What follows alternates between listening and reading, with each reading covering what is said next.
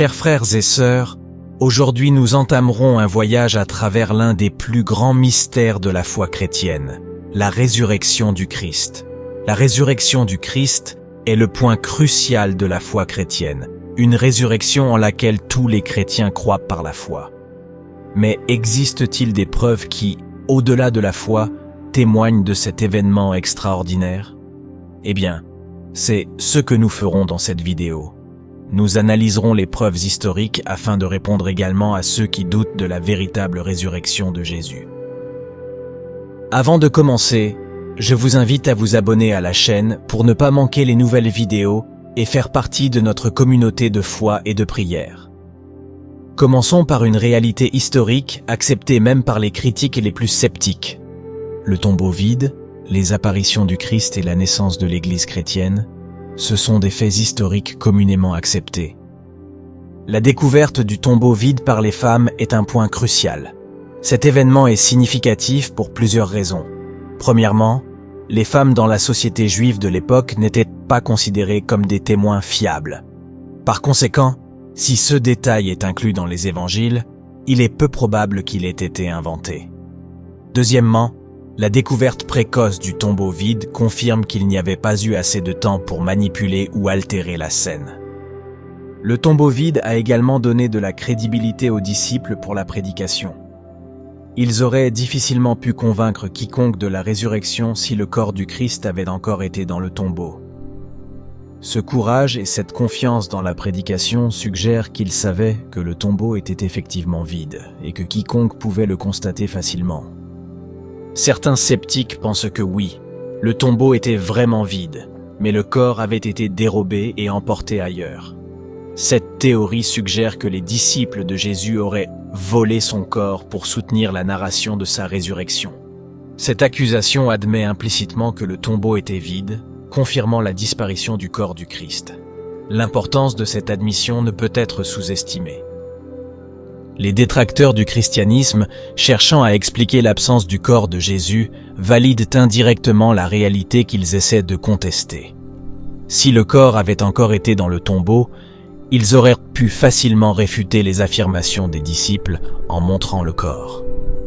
Un autre aspect crucial de cette théorie est le manque de motivation logique pour que les disciples volent le corps. Nous devons considérer le contexte dans lequel se trouvaient les disciples. Ils étaient effrayés, découragés et cachés après la crucifixion de Jésus. L'idée qu'ils aient pu orchestrer le volume du corps, puis proclamer un mensonge sous la menace de persécution et de mort semble incroyablement improbable. De plus, comme nous l'avons déjà dit, ce sont les femmes qui ont d'abord découvert le tombeau vide. Et si tout avait été une mise en scène, ils auraient probablement choisi des témoins plus crédibles du point de vue culturel. Ce choix va à l'encontre de toute logique de fabrication d'un récit, suggérant plutôt un compte rendu authentique des événements. Proclamer la résurrection dans un contexte hostile comme celui de Jérusalem juste après la crucifixion présentait d'énormes risques. Les disciples ont effectivement été persécutés, et beaucoup ont subi le martyre. Mourir pour une cause est une chose, mais mourir pour quelque chose que l'on sait être un mensonge est complètement différent et psychologiquement improbable. De plus, nous ne devons pas oublier qu'il n'existe pas de sanctuaire en l'honneur de Jésus. Dans de nombreuses cultures anciennes, y compris la culture juive, les lieux de sépulture de figures importantes devenaient souvent des sites de vénération. Le fait qu'il n'y ait pas eu de sanctuaire pour Jésus à l'endroit où l'on croyait qu'il était enterré est significatif. Cela suggère que les premiers chrétiens savaient que le corps de Jésus n'était pas là et qu'il était ressuscité, comme indiqué dans leur récit. L'évangile de Marc, le plus ancien des 4 évangiles canoniques, offre un récit simple et direct de l'événement, dépourvu de toute reconstruction fantastique ou exagérée. Dans les récits mythiques et légendaires, typiques de cette période, il est courant de trouver des éléments d'exagération et des phénomènes surnaturels spectaculaires. Ces histoires ont tendance à être élaborées, colorées dans l'intention d'enchanter ou d'impressionner l'auditeur. En revanche, le récit sobre met l'accent sur le fait que le cœur de l'événement n'est pas la spectaculaire du miracle, mais son sens. la résurrection du Christ comme un événement historique et théologique fondamental pour la foi chrétienne. Un autre point en faveur de la véracité du récit sont les apparitions du Christ. Ces expériences, décrites dans différents passages du Nouveau Testament, non seulement fournissent des témoignages directs, mais défient également les explications alternatives, telles que les hallucinations ou les tromperies. Paul de Tarse, initialement connu sous le nom de Saul, autrefois persécuteur des chrétiens, est une figure clé du christianisme, en raison de sa conversion extraordinaire et de sa rencontre avec le Christ ressuscité. Cet événement est raconté dans les Actes des Apôtres et dans les lettres de Paul lui-même. La conversion de Paul sur le chemin de Damas est un moment fondamental. Alors qu'il était en route pour persécuter les chrétiens, Paul a vécu une apparition du Christ ressuscité qui a radicalement transformé sa vie et sa foi. Cette rencontre n'a pas seulement converti Paul au christianisme, mais l'a également poussé à devenir l'un des plus grands missionnaires et théologiens de l'histoire chrétienne. Les apparitions du Christ ressuscité décrites dans le Nouveau Testament incluent des détails d'interaction physique, conversation, repas partagés, et dans certains cas, la possibilité de toucher le Christ. Ces descriptions contrastent fortement avec l'idée d'hallucination, qui sont des expériences purement subjectives et non partagées entre plusieurs personnes. La transformation de Paul, de persécuteur à apôtre, est un puissant indice de la véracité de ces expériences.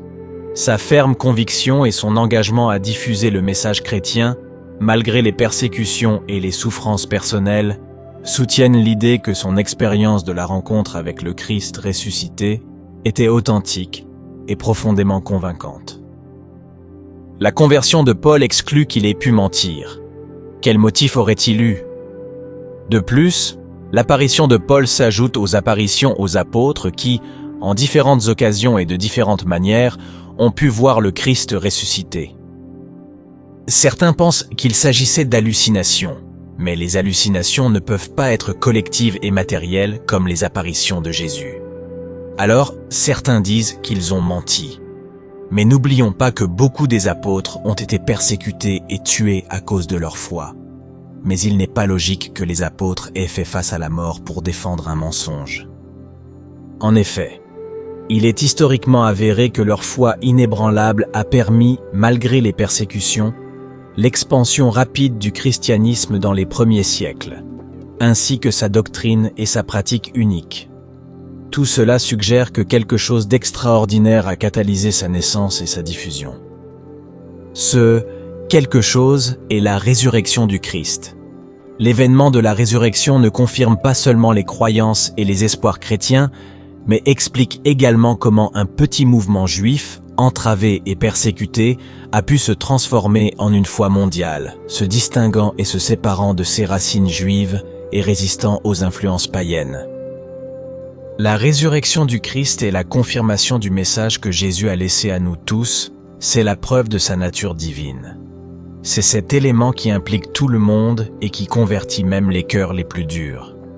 Sa résurrection confirme le message salvateur de la venue de Jésus.